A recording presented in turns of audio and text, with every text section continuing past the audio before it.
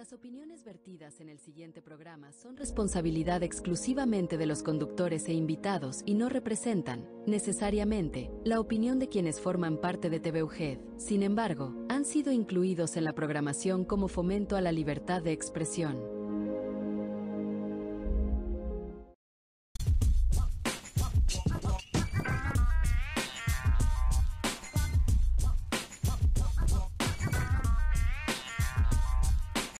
¿Qué tal, amigas y amigos? Bienvenidos a su programa Entretiempo.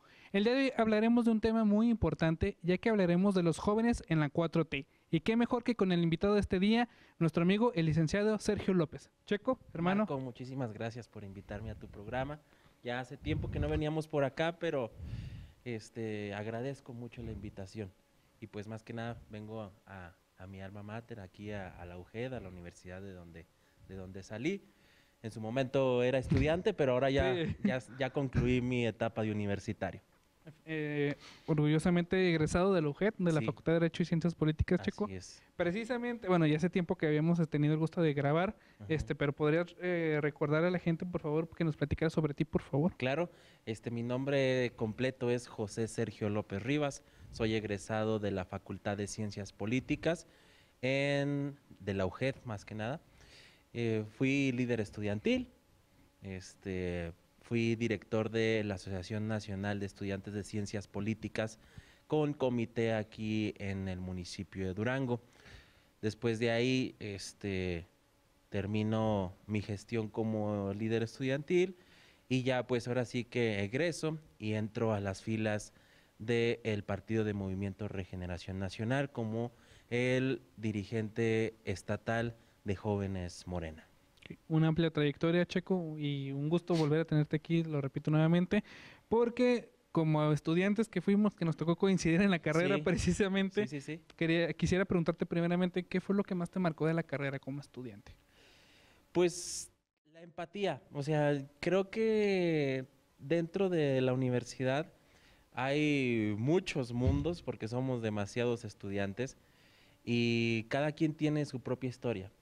Y al momento de uno quererse entrar al tema político estudiantil, pues tiene que crear esa empatía con los demás compañeros y conocer sus contextos y el trabajar por hacer un poco más ligero la vida universitaria, porque no todos vivimos el mismo contexto en lo que estamos en la época de estudiambre, ahora sí, ¿verdad?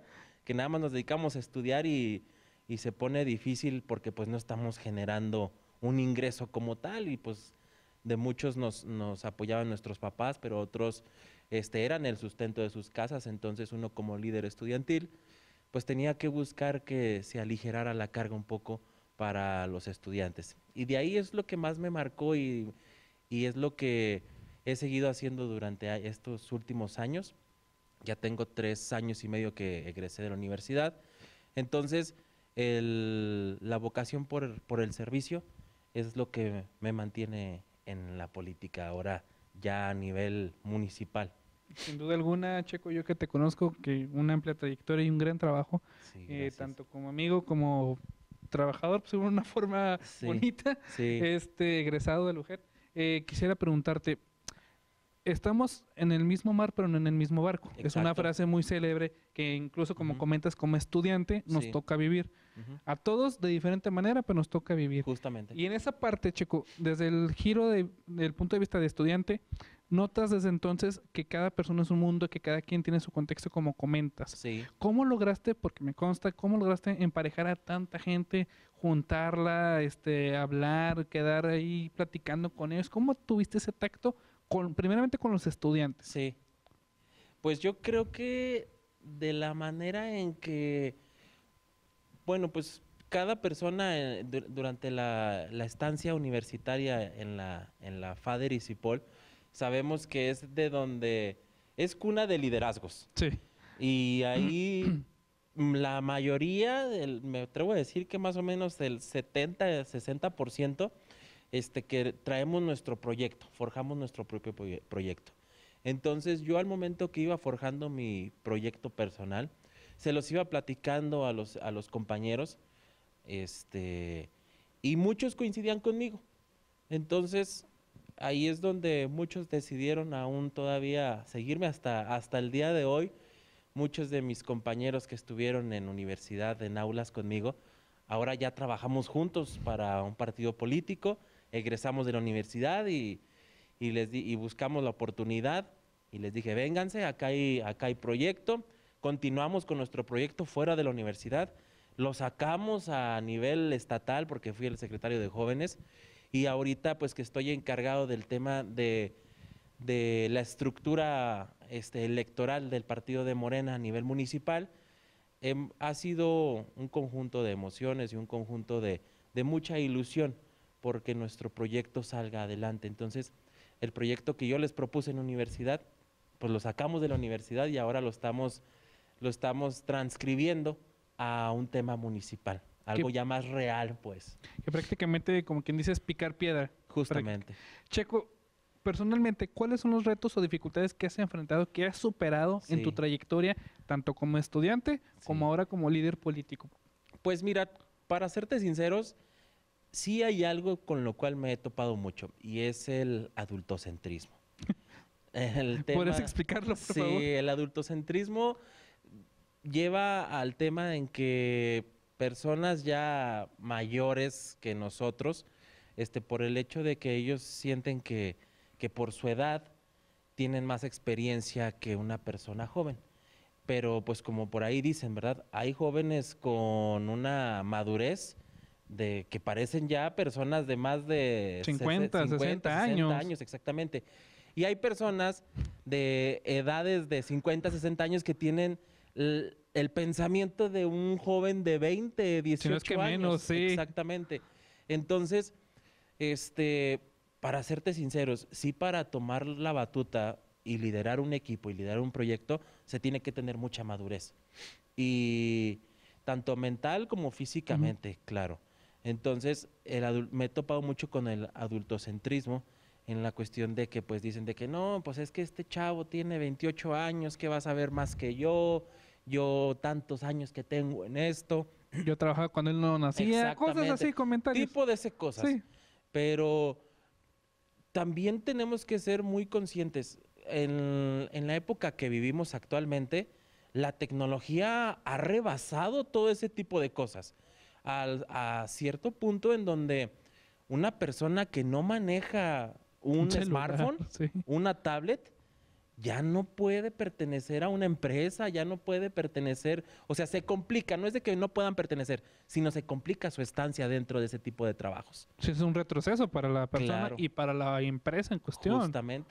O sea, sí es una ambigüedad enorme realmente. Ajá. Y Checo, y por ejemplo, tú que, además de la política en cuestión, tú que eres de territorio. Sí. ¿Qué es lo más complicado que has visto, que has notado en comparación a políticos de trayectoria, pues de una forma, a ti que vas con tu equipo, que vas con un equipo joven, nuevo, que va con ideas? Sí. ¿Qué has notado diferente? Pues, más que nada, yo creo que la gente ya está, después del 2018 que llega el expresidente Andrés Manuel López Obrador, marca un antes y un después en la política mexicana, en la cuestión de que sabemos que nuestro expresidente, él fue un político de territorio, no de escritorio, o sea, él trabajó durante 18 años este proyecto de la Cuarta Transformación y anduvo estado por estado, municipio por municipio, incluso me atrevería a decir que es de los, más bien, yo creo que es el único presidente, y hasta ahorita que está la doctora Claudia Sheinbaum, que ha visitado las comunidades más alejadas de cada uno de los estados. Ahí pongo un ejemplo, hace poquito, bueno, antes de que saliera fue a la comunidad Lajas,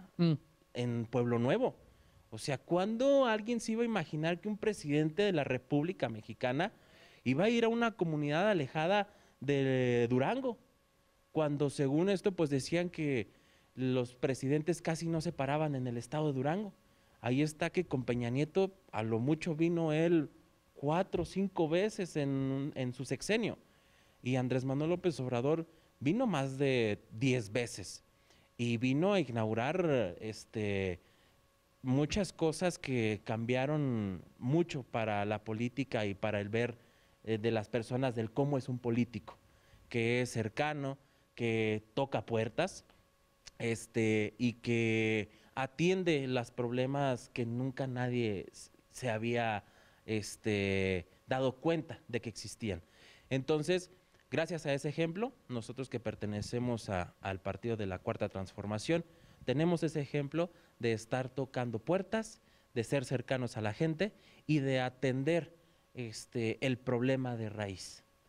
El efecto Andrés Manuel López Obrador sí fue un parteaguas importante, no solo en la política general, sino para los jóvenes, Checo. Sí, mucho es lo que te digo. O sea, nosotros como jóvenes se nos quitó el chip de ver políticos que solamente los veíamos en el Congreso local del Estado, en San Lázaro, en Ciudad de México, que andaban de trajecito, de corbatita. Ahora ya los vemos a los políticos con su chaleco de Morena, en este caso hablo por los de mi partido, con sus tenis, a lo mejor sí con camisa y con pantalón, pero andan con sus tenis y andan empolvados y andan casa por casa llevando el mensaje de la Cuarta Transformación y de sus logros. Entonces nosotros como jóvenes nos dejó ese ejemplo y ese legado. Nosotros como partido y militantes de este partido tenemos ese ejemplo y no podemos nosotros sepultarlo. Sin duda alguna, una gran trayectoria y un gran efecto, como lo comentamos, el efecto AMLO, que bueno, ya hoy expresidente de la República Mexicana, y que, como lo comentas, dejó una escuela, literalmente hablando, en la juventud. Que hablamos de este tema porque hablamos ahora sobre la apatía de la juventud en la política. Pero ¿qué te parece, Checo, si continuamos hablando de este tema después del corte cultural? Va, muy bien.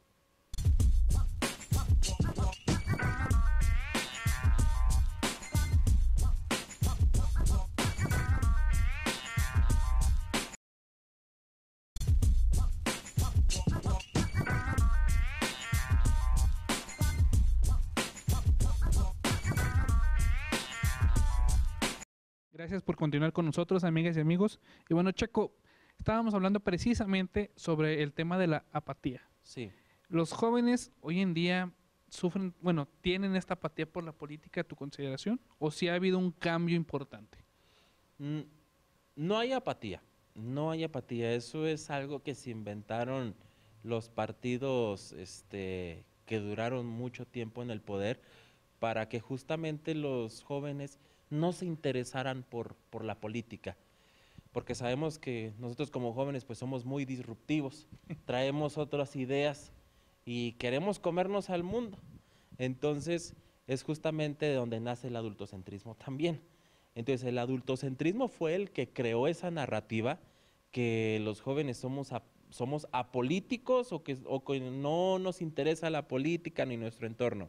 Eso es mentira. Yo he ido a muchas concentraciones que en el sexenio pasado hizo el presidente Andrés Manuel, que llamaba al Zócalo, que la famosa marcha donde estuvo él, la toma de protesta de la doctora Claudia Sheinbaum, y nos topamos muchos jóvenes de todo el país. Entonces ahí es donde nos damos cuenta y reiteramos que esa frase o eso que se quedó, que los jóvenes somos apáticos con la política, es mentira. Simplemente pues sabían que si nos abrían más cancha, íbamos a pedir y exigir lugares. O sea, y como lo dicen, las cosas a veces no se piden, se arrebatan. En torno a ese tema, Checo, precisamente, esta es una pregunta muy seria, viene de examen incluso, no es cierto. ¿Hasta qué edad se puede considerar a un político joven? A tu consideración. A mi consideración, 29 años. 29 años, sí. ¿Por qué? Porque yo creo que de 29 a 18, que es cuando cumples la mayoría de edad y que se supone que empiezas a agarrar más conciencia a partir de los 18 años, creo que es cuando vives tu etapa de los 18 a los 29 en donde pues puedes vivir tu etapa de universitario como tal y aún siguiendo creciendo conforme al tema biológico. Sí. Entonces, de los 18 a los 29 años es lo que yo considero lo que se puede ser un político joven. De los 30 en adelante. Como personas son jóvenes. Sí. Pero políticamente, es que ya luego vemos temas, personajes de 40 y tantos años, ¿te gusta? Sí. Jóvenes. Sí, exacto. Incluso mi partido tiene esa cláusula, ese tema muy específico en que para considerarse joven o como acción afirmativa es de los 18 a los 29. En otros partidos es de los 18 hasta los 35, pero ya nos ha quedado muy claro que aquellas personas que tienen más de 30 años tienen otro tipo de responsabilidades y que muchas de esas personas pues ya ni siquiera son estudiantes, no son universitarios, no tienen los mismos problemas que tiene un joven. Ya hace mucho que dejaron de andar en camión realmente. Exacto, a lo mejor sí, probablemente sí. Entonces, es por eso que acá en nuestro partido se considera joven de los 18 a los 29 años de edad. Y ahí te va otro tema importante, Checo, realmente. Porque vemos esta parte de que tu partido precisamente tiene esa como regla, por alguna forma, sí, esa consideración. Sí, sí, Ajá. ¿Tú crees, y no hablo específicamente de este partido, sino en general, que era necesario realmente hacer esa apertura legislativa para apoyar a los jóvenes, o era algo que simplemente por lógica se tuvo que haber hecho hace mucho? Yo creo que era por lógica, porque se supone que tanto en los congresos locales como en los congresos federales se crearon esos poderes para estar representados por todo el pueblo y por todos sus segmentos sociales. Entonces, tiene que haber mucha pluralidad en los congresos locales y federales. Tiene que haber personas de la comunidad LGBT, tiene que haber personas de los pueblos originarios, tiene que haber jóvenes, tiene que haber adultos mayores, tiene que haber mujeres. Entonces, ahí es donde se pudiese decir que hay un congreso o tenemos representantes de elección popular o plurinominales, pero que sean, donde se vea representado toda la comunidad, pues. Es que, bueno, esta pregunta de debate, perdón, Checo, de debate, es la siguiente. Sí. ¿Es necesario, bueno, que pongan a un personaje político, el que sea, para apoyar en teoría y entienda a un sector en cuestión, llámese comunidad LGTB, jóvenes, madres, a un señor de 60 y tantos años que ya su visión del mundo es diferente? Sí, claro.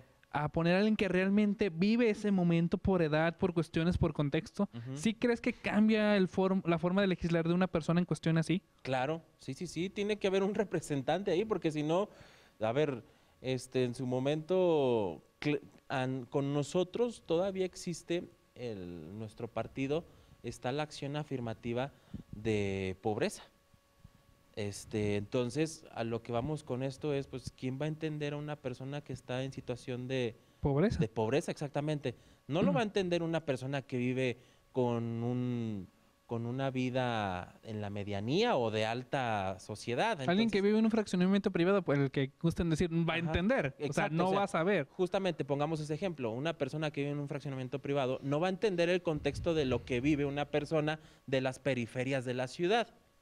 Ellos nunca van a tener el problema de inundaciones, de baches, de inseguridad. Entonces, no, y eso es lo mínimo, estamos de acuerdo. Sí. Porque una persona que realmente carece de lo que me quieran decir, Sí. muchas veces vive con menos de 20 pesos al día. Claro. Y son datos del INEGI, realmente. Justamente. ¿Quién lo va a entender a esa persona? Una persona que lo vive. Exactamente. O que lo vivió en su O que momento. mínimo se dio el tiempo de tocar la puerta. Esa es otra cosa.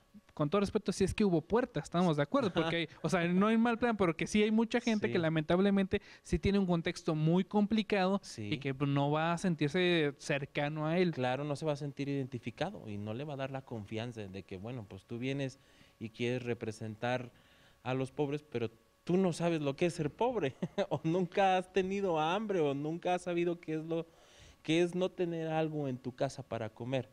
Entonces, sí, todos los segmentos sociales que existen tienen que estar representados en los congresos locales y federales. Para ti, ¿cuáles son las características de un líder, ya sea joven, grande, comunidad como quieras decirme, importante para que dé la batalla, irónicamente hablando, con la gente, que encaje las características de ese líder en cuestión? Mira, yo creo que para ser un buen líder tienes que ser empático. Aunque no lo estés viviendo, sentirlo como si lo vivieras tú. tener la curiosidad de conocer el mundo, de aperturar todas tus ideas, de vivirlo. A lo mejor si no lo estás sufriendo tú, pero a lo mejor puedes irlo y preguntar, sentarte a platicarlo, y ahí es, pues, yo siento que la empatía no se trabaja, se nace con ella y también viene de la formación que recibes en tu casa.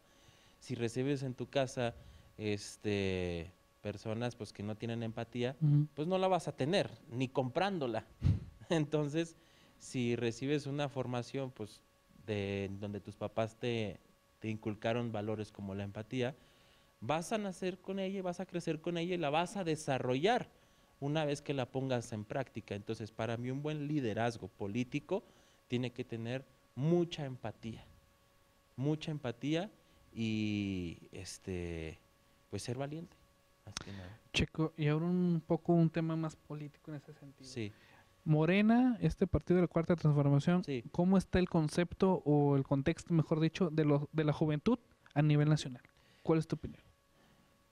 Yo creo que Morena se ha puesto de ejemplo como partido en donde le está dando la oportunidad a los jóvenes.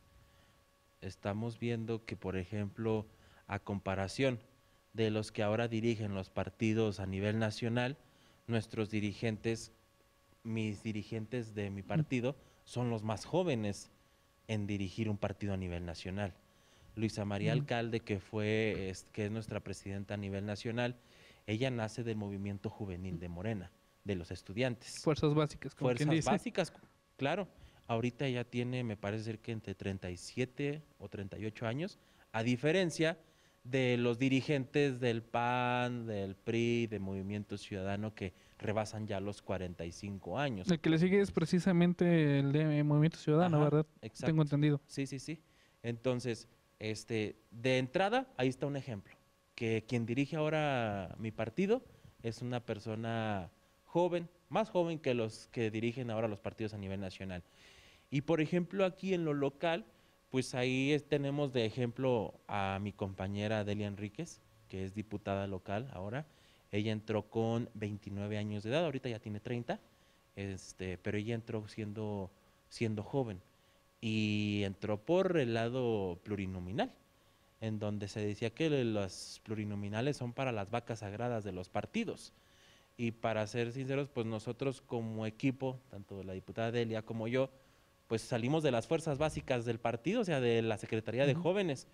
¿Quién iba a decir que esos chavos, ese equipo de chavos, iban a poder tener una compañera diputada, sabiendo que hay otras personas con más experiencia, a lo mejor legislativa, y a lo mejor con más entramaje político, con más experiencia? Nosotros íbamos a poder tener una compañera por la vía plurinominal y siendo joven de menos de 30 años. Que es un parteaguas importante en la política, por lo menos de Durango, sí, que sí es muy importante destacar. Justamente. Y Checo, también, bueno, antes de que se nos acabe el programa, sí. ¿Qué se viene de proyectos para ti? Pues mira, ahora sí que estamos en miras del 2027 y 2028, que para el 2027 2 años, bueno, un poco menos de 2 años, un año y medio prácticamente. Más o menos, y para el 2028 pues 3 años como tal. Para mí, en mi proyecto personal ahorita es sacar la encomienda que tengo es dentro de mi partido, y para el 2027, para serte sincero, sí quiero ser legislador. Está dentro de mis proyectos, ser legislador, pero pues ahora sí soy muy fiel creyente de Dios y lo dejo en manos de Él. Yo hago mi parte y espero que Dios haga la suya. Primeramente, Dios, esperemos que así sea, Checo. Justamente. Checo, un mensaje que quieres brindarle a nuestra audiencia antes de terminar el programa, por favor. Pues bueno, primero que nada, muchísimas gracias por otra vez invitarme aquí a mi universidad, a mi casa, y gracias a ti, Marco. Y decirles que no tengamos empatía con la demás gente, no todos vivimos el mismo contexto social, y ayudemos cuando podamos.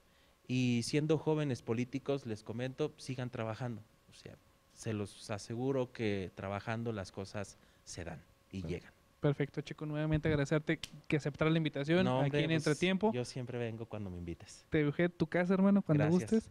A nombre de Entretiempo y TVUGED, su amigo y servidor, Marco Carrillo. Muchas gracias.